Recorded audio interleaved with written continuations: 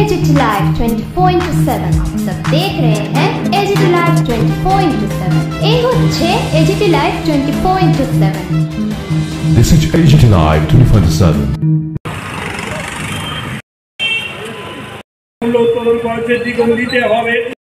মোর্চা আজকে আমরা আগরতলায় এই কর্মসূচি করছি, গণঅবস্থান কর্মসূচি।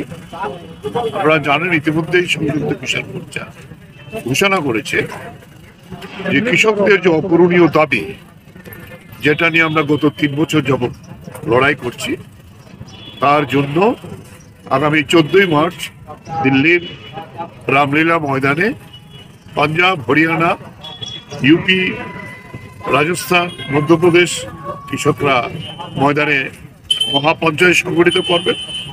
দেশের অন্য জায়গার কৃষকরা এবং শ্রমিক শ্রেণীকে যুক্ত করে আমরা বিভিন্ন ধরনের কর্মসূচি আমরা দিচ্ছি এবং আগরতলায় এই কারণে আজকে আমরা ওই দিল্লির মহাপঞ্চায়েতের সমস্ত এই গণঅবস্থান কর্মসূচি আমরা একটা অভিযোগ গণঅবস্থান চলবে। 600 টাকা করতে হবে, মালিক জেলাতে তুলে দিয়েছে।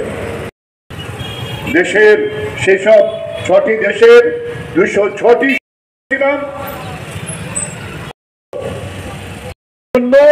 আইন করেছিল